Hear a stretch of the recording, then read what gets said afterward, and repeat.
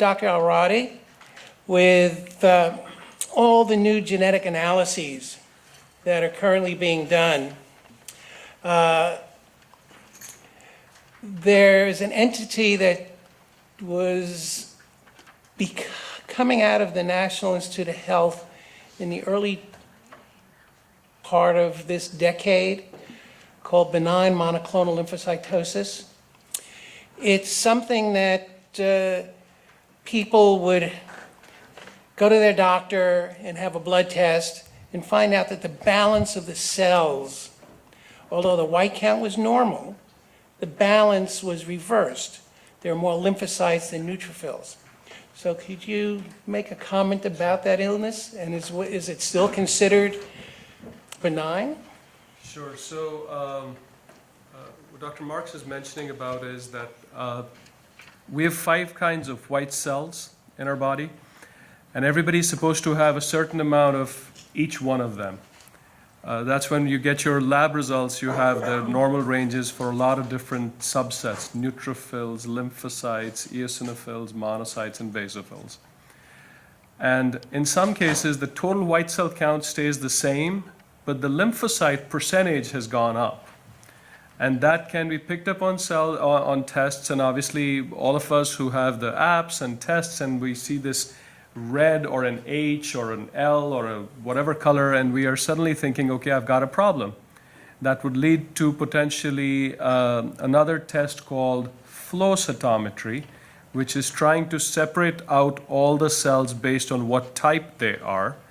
And if the balance is off, there may be a kind of a knee-jerk to call it CLL, because it's lymphocytes and they're increased and they are monoclonal or similar to each other. But that's where this diagnosis of monoclonal B-cell lymphocytosis, MBL, comes, because, and Dr. Marks asked me the question, well, could it be that, the other question or card that he passed this side was, could that 21-year-old patient just have a monoclonal B-cell lymphocytosis? How can you say that it was CLL? And I think that's a very insightful question. But that diagnosis is dependent on what percentage of the white cells are those monoclonal cells. If someone has more than 5% of their white cells, or their lymphocytes, sorry, as those monoclonal B cells, then we say that they have crossed into the CLL portion, and otherwise they're in the MBL. The thought is, as another diagnosis that I deal with is multiple myeloma, where we say that every myeloma is preceded by a pre-myeloma condition called MGUS. The thought is that every CLL is probably preceded by this monoclonal B-cell lymphocytosis. But frankly speaking, we don't even follow those patients, and we ask the primary care physician to just keep an eye on it and give them ideas of how to kind of follow those along. We'll go to the questions, but a couple of things that I was kind of thinking of as especially Dr. Guthrie was mentioning, which was very, very helpful and to understand the transition of CLL. We talked about MRD, or minimal residual disease, and I saw a couple of you taking down notes to note what MRD stood for. So Dr. Marks brought up the issue about, or the diagnosis of another chronic leukemia called CML, chronic myeloid leukemia or myelogenous leukemia, which is a different kind of disease, but from all of our standpoint who treat blood-related cancer, CML is kind of a poster child, or CML is kind of how a lot of other diseases are going, because in CML it's a very relatively clean disease. There's one mutation that is driving the disease. Drugs were designed against that one specific mutation. Till the time you take the drug, the mutated cells stay quiet. And historically, the thought was when you took the drug off, the mutated cells came back. But now the drugs have become so potent that we're thinking that by using those drugs for a certain duration of time, we may have eliminated the cancer stem cell, and now we are getting to the point in CML that we're stopping drug and seeing who relapses and who might be cured. Similarly, in the field of CLL, things are happening or beginning to get to that point, or at least starting to go that direction. Because all these newer drugs, these small molecule inhibitors, these IBs, these are inhibitors. They are not eliminators. Traditionally, these drugs, or traditionally, what, a few years that these drugs have been around, you have to take these drugs continuously, and as long as you take them, the disease stays quiet, whether it goes into remission or not, but it stays quiet, and eventually at some point either the disease progresses through the treatment as it becomes resistant, or so either the disease becomes resistant and grows, or the other possibility, the other end of the spectrum is, what if our disease gets to the point that it is no longer detectable? And that's where this MRD is coming up, where we are utilizing different kinds of tests. The most common one used is a very sensitive flow cytometry, again, trying to separate out every cell in the blood and picking out, is there any CLL population left? And if patients are MRD negative, then we are beginning that discussion. We're not there yet, but we're beginning that discussion. Well, if there is absolutely no detectable leukemia cell, can I stop these drugs? Because I don't want to take a drug for 5, 10, 20 years. It can keep my disease quiet, but I don't want to be on that pill. It could have side effects. So for example, we have a clinical trial going on at Mayo where we're using one of these newer drugs, ibrutinib, and any patient who gets on any frontline treatment, the moment they finish their treatment, bendamustine rituxan, FCR, Gazyva, whatever they get frontline, when they finish their treatment, if a couple of months later they have any detectable MRD, we're actually getting them the ibrutinib at that point for a span of up to 3 years. The idea being, can we eliminate this MRD? Can we get to that point of hopefully curing this disease? So things are that way moving forward, that hopefully we'll get to where CML is today and beyond that. Just so everybody knows, when we look for minimal residual disease, it's looking for the number of leukemia cells per 100,000 blood cells. And to say somebody is negative for having any residual disease, you want to find less than 1 in 100,000 cells that mark for any of the CLL genetic or surface markers. So when you start out, you have billions and trillions, like the US debt, trillions and trillions of cells. Does anybody know how many cells fit on the head of a pin? How many blood cells? Would you believe 1 billion on the head of a pin? So you can imagine if we look at what's called a Buffy coat, which is we take a tube of blood and spin it in a centrifuge and look for the white cream on top of the blood. And people who have 100, 200,000 white CLL cells will have 1/4 of an inch inside that tube of the Buffy coat. So you can imagine there's half a teaspoon of blood that goes in one of those purple top tubes. And if you have a 1/4 of an inch or half an inch of white blood cells up there, you can just calculate out the number of cells. So when we're looking for 1 in 100,000, that's infinitesimally small. It's like my bank account. We have a couple of questions regarding green tea for Erica, and for something called EGCG, which was something that was pioneered in a clinical trial at Mayo. So if you could, that's what it says here. I It was cannot. back 5 years ago. I don't think so. Can you hear me without this? I'm not aware of that clinical trial, to be honest, but again, green tea would fall under that phytochemical category. But usually the amount of green tea that's been tested in studies, it's so much. I mean, it's like it's like drinking 10 cups a day. So the average person is going to have 1 or 2 maybe 3 cups of green tea, they're not going to have that much. So that's where, you know, the inference could get a little fuzzy, where you have the study and then you have, is it really applicable? So the answer is yes, you should drink green tea and don't have a lot of sugar in it. But is it going to be cancer preventative? You know, you can't say that. But it falls into that healthy lifestyle of color in your diet. So does anyone else want to? No, and EGCG was basically, from what I remember, it was just green tea extract. It was just a way of using green tea extract for clinical trials. Because you can imagine, if somebody wants to do a study in the lab, whether it's on cells or animals, or eventually get something to a clinical trial, you can't say, well, for your next dose of treatment, you're going to be drinking 5 cups of green tea. So that won't be possible. So all of these supplements are broken down into pills or powders or measured quantity, because that's how research would be done. So EGCG was just basically green tea extract used for clinical trials. And as Erica mentioned, there was, I go back to an example of a study that was, again, in myeloma, not in CLL, where there was a huge furor about a particular drug, which is a cornerstone of myeloma treatment. And a study came out of California which said that green tea negates the effect of that drug.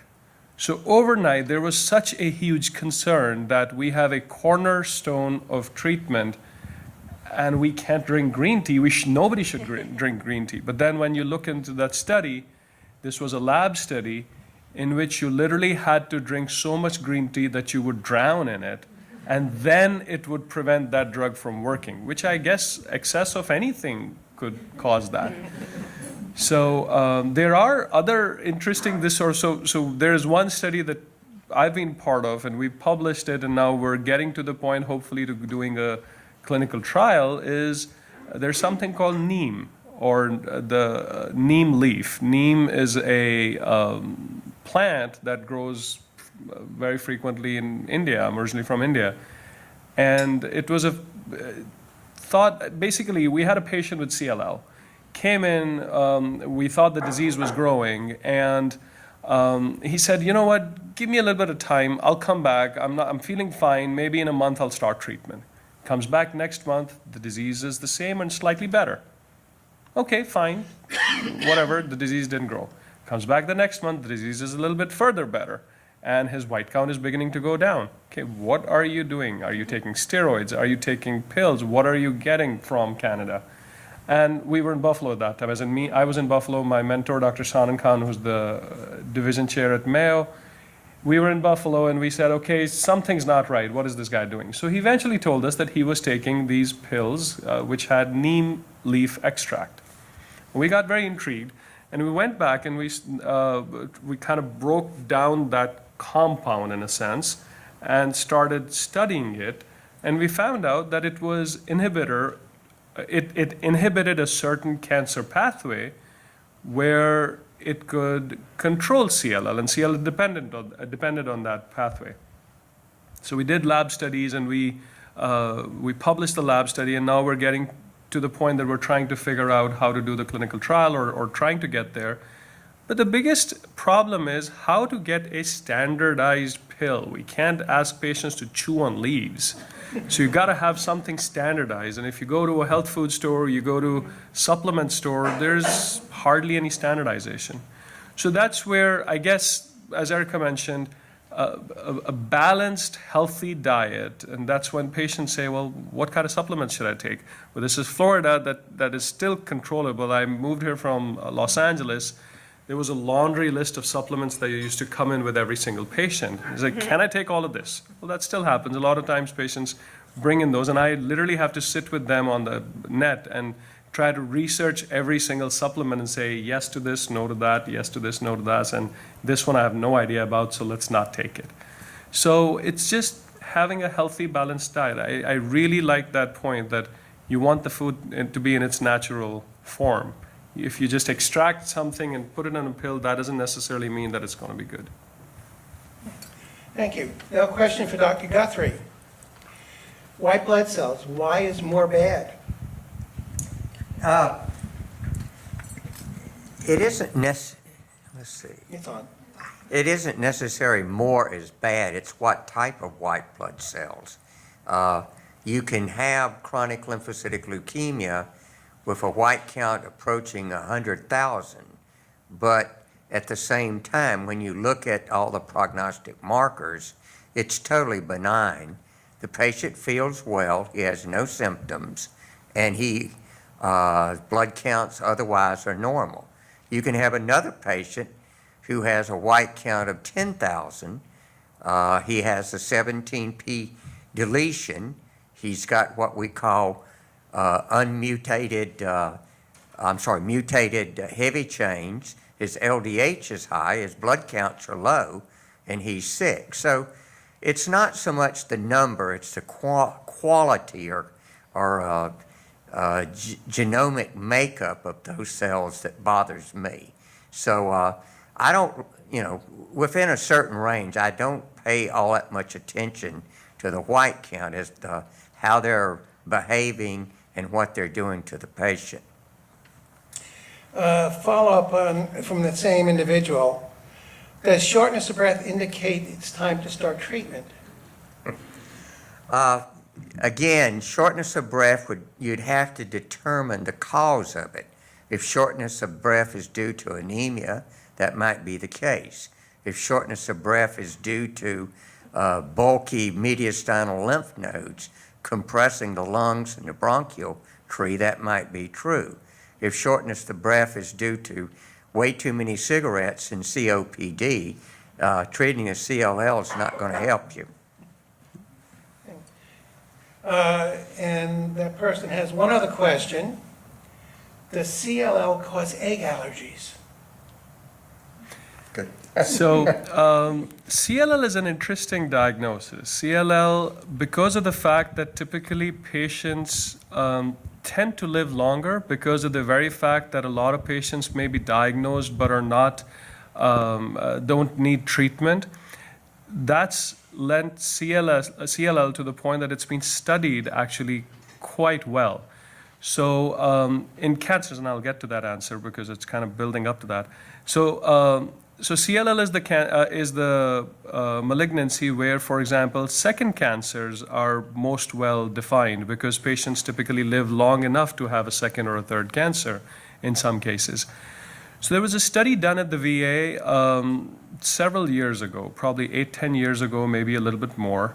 And they did a very nicely designed study, which was looking back at the VA population data, in which they took CLL patients or patients with CLL. Of course, it was not a very heterogeneous group of patients, but still, they took a pretty good big number of CLL patients. I can't remember the details. And they matched those patients with age. Gender matching, I guess, was not that much necessary because most were males. But they did match all of those one-to-one with individuals who came to the VA and did not have CLL. And then they tried to define how did these populations differ other than CLL, trying to suggest did CLL bring some baggage with it. And that study defined that there were a certain set of diagnoses or diseases which were more inflammatory, for example, rheumatoid arthritis, certain kinds of allergies, certain kinds of inflammatory responses, inflammatory bowel disease. These diagnoses were way more common in those who had CLL as against those who did not have CLL and were otherwise matched. And the patients were even matched to where they came from geographically to try and match for environmental exposures, etc. So CLL does affect our immune system quite a bit. It is not that the CLL is causing allergies or causing rheumatoid arthritis, but it is that CLL has affected the immune system so that these diagnoses become more apparent. Now, whether the patient had a subclinical condition before, which is now getting unmasked, or the patient is acquiring this new condition, we don't very well know. But that's the only one study I'm aware of, and that defines very nicely that a bunch of these diagnoses are present more commonly. I have had patients who, not just egg allergy, who have had certain weird, different inflammatory responses or allergic responses to agents, and they said that they did not have those prior to their diagnosis of CLL. So it's a disbalance in the patient's immune system. Another intriguing question is, does mutation markers change? Get new ones, or do old ones disappear? And we think we touched on that already, in that we talked about all these cells have multiple mutations, and as you get treated by one drug and become refractory to that drug, is because that pathway, that mutation, has been bypassed. Cancer cells are smart, okay? It's not just one pathway, okay? The BTK, or Bruton tyrosine kinase pathway, can be bypassed by other pathways that the drug idelalisib blocks. And so, yes, you can lose mutations, you can lose markers, and you can get new ones. As the disease progresses over time, just as we progress over our spectrum of time, we accumulate mutations and we lose mutations. It all depends on how well your immune system works, whether or not the T cells in your body can attach to the mutated cell and eliminate it. And that's how some of the newer drugs are working, the ones they advertise on TV for lung cancer. The Keytruda, as well as the nivolumab and pembrolizumab, they work by activating a pathway that allows the T cells to attack the tumor cells by the programmed cell death pathway. And so, yes, you can get new mutations, you can lose old ones. As disease progresses, there's a term called clonal. So this is very commonly spoken of in myeloma, that when you treat the disease, the sensitive clone, or the family, gets destroyed. And then there's this mutant cell that you couldn't see before because there were so many bad cells there, but you eliminated the bad ones. And over time, that one cell, he begets a lot of family. Just like in the Bible, one begets 2, 2, 4, 4, 16, and so on and so forth. So after 35 cell divisions, that one cell now will fit on the head of a pin. Okay, you'll get 1 billion cells. So yes, mutations occur, the body eliminates some new ones do come on. Actually, I just want to add a follow-up to that. So just talking about, say, for example, CLL, and we've mentioned before this one kind of very scary mutation, which a lot of the newer drugs are trying to go after, this deletion 17p, which is very aggressive. So with that particular mutation, it has been shown in studies, so two things. First, when these new mutations are acquired, generally the progression is from not having bad mutations to having bad mutations, because that's what we are more concerned about. And that is a very clearly shown progression, that it's not that everybody who did not have 17p deletion will develop, but it is a fact that as compared to newly diagnosed patients, patients who've been treated with several lines of therapy are going to have the 17p deletion more commonly. And an important clinical implication for that is that maybe not every time the disease progresses, but quite frequently, maybe very frequently, whenever the disease progresses, it is reasonable to look for these mutations again, We cannot just depend on the baseline testing when a patient was originally diagnosed to say, oh, this is your mutation profile. When the disease progresses, the mutations must be tested again, at least every so often, because the patient, the CLL cells may have acquired new, worse, more aggressive mutations, and because some of these new drugs are specifically showing benefit in those poor markers.